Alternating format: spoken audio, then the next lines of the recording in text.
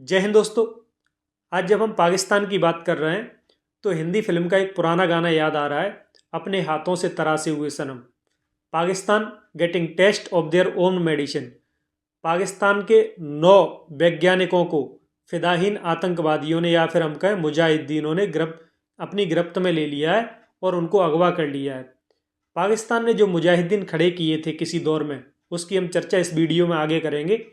आज उन्होंने ही पाकिस्तान को एक अच्छा सा इंजेक्शन दिया है और पाकिस्तान के 9 वैज्ञानिक पाकिस्तान के बलूचिस्तान प्रांत से उठा लिए गए हैं, जो कि परमाणु रिएक्टरों पर कार्य कर रहे थे। जिन्हें साथियों पाकिस्तान ने दूध पिलाकर पाला था, या जिन पौधों को पाकिस्तान ने सींचा था, आज वो बड़े होकर इस तरह की आंधी ला रहे हैं कि पाकिस्तान की तबाही निश्चित है।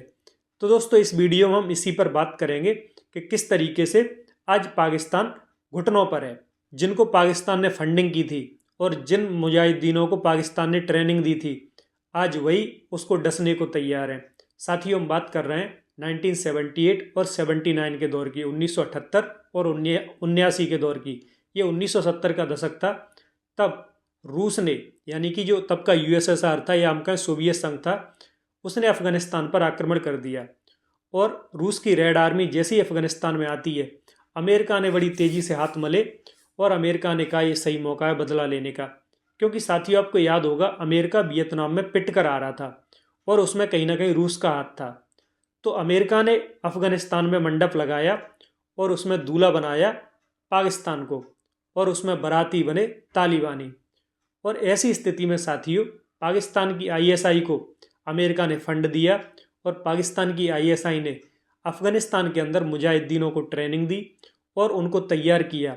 और पहली बार संसार में, विश्व में ये देखा गया कि जिहाद लॉन्च की गई। और उस जिहाद ने साथियों ऐसा तांडव मचाया, पहली बार ऐसा देखा गया कि फिदाहीन आतंकवादी तैयार हो रहे हैं जो अपनी जान देकर 10-10 हज़ार लोगों की जान ले लेते हैं। ये देखकर रूस चौंक गया और रेड आर्मी रूस की अफगानिस्तान से भाग खड़ी हुई। लेकिन जैसे ही अमेरिका का उद्देश्य सफल हुआ, अमेरिका भी अफगानिस्तान से चला गया। अब रह गए अफगानिस्तान के अंदर मुजाहिदीन। अब पाकिस्तान की असली अग्नि परीक्षा शुरू हुई। अब मुजाहिदीन बेरोजगार हो चुके थे। उन्होंने पाकिस्तान की आईएसआई से कहा कि हमें फंड दो, हमें पैसा दो। क्योंकि साथियों, उनको जब तक अमेरिका रहा था, पाकिस्तान की आईएसआई ने जमकर पैसा खिलाया था। अब आईएसआई जब अमेरिका चला गया यहाँ से, तो वो पैसा कहाँ से देती मुजाहिदीनों को? तो उन्होंने साफ इनकार कर दिया। अब आईएसआई के लिए मुजाहिदीन भस्मासुर साबित हुए। तो मुजाहिदीनों ने क्या किया, पाकिस्तान के अंदर ही बम धमाके शुरू कर दिए। स्कूलों में और सार्वजनिक जगहों पर एक के बाद एक बम धमाके किए, जिससे पाकिस्तान हिल गया। और साथियों, उन्हीं की राख से जो संगठन खड़े हुए, वो मुख्य तौर पर, वैसे तो सैकड़ों संगठन खड़े हुए, लेकिन मुख्य तौर पर 3 संगठन खड़े हुए। जिनमें से पहला था बीएलए, बलूचिस्तान लिबरेशन आर्मी, जो कि बलूचिस्तान में रहकर इंसर्जेंसी को बढ़ावा दे रहा है, विद्रोह को बढ़ावा दे रहा है और बलूचिस्तान की आज़ादी की मांग कर रहा है। उसी ने ये 9 साइंटिस्ट अगवा किए हैं पाकिस्तान के, और वो कहता है कि हमको जो है आज़ादी चाहिए। दूसरा है, वो है टीटीपी, तहरीक तालिबान पाकिस्तान। इसने साथियों खैबर पख्तूनख्वा के अंदर पाकिस्तान की नींद हराम कर रखी है।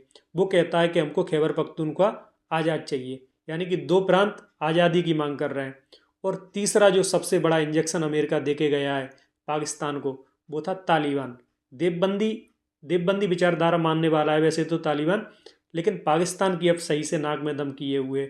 और इसको कहीं ना कहीं भारत तो हवा दे ही रहा होगा, और अजीत डोभाल क्यों ना देंगे, क्योंकि साथियों किसी दौर में पाकिस्तान ने भी हमारी नाक में दम की थी। तो आज सही मौका है पाकिस्तान से बदला लेने का, क्योंकि अपनी ही राख में, अपने ही बनाए लांगूट में आज पाकिस्तान खुद जल रहा है। और जैसा कि साथियों आपको पता है, अमेरिका जब अफगानिस्तान से गया है तो वो बहुत सारे अत्याधुनिक हथियार छोड़कर गया है, जिनमें रॉकेट लॉन्चर हैं, मशीन गन्स हैं। अब साथियों, पाकिस्तान के वही हथियार नाक में दम कर रहे हैं, क्योंकि वो तालिबान के हाथ लग गए हैं और अमेरिका कहीं ना कहीं उनको जानबूझकर छोड़ के गया है। अब इसका कारण क्या है? इसका कारण ये है, ये मैं आपको एक नई चीज़ बताने जा रहा हूँ, इसको आप पॉइंट कीजिए। कहीं ना कहीं पाकिस्तान चीन के नज़दीक जा रहा था, और चीन जो है अमेरिका का सबसे बड़ा आर्थिक प्रतिद्वंदी है।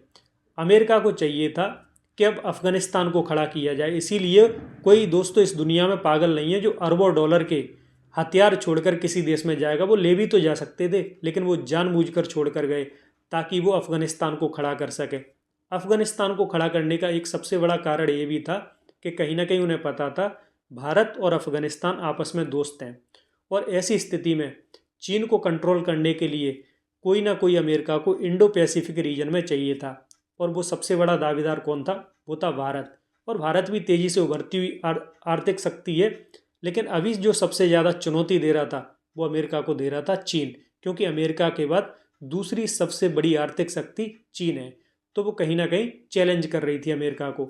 अमेरिका को किसी न किसी तरीके से उसको टेकल करना था, और उसके लिए उसने भारत का सपोर्ट इनडायरेक्टली किया। हालांकि भारत से उसका कोई ऐसा इंटरेस्ट नहीं है, भारत से उसका ऐसा कोई लगाव नहीं है, लेकिन उसके इंटरेस्ट जुड़े हुए हैं।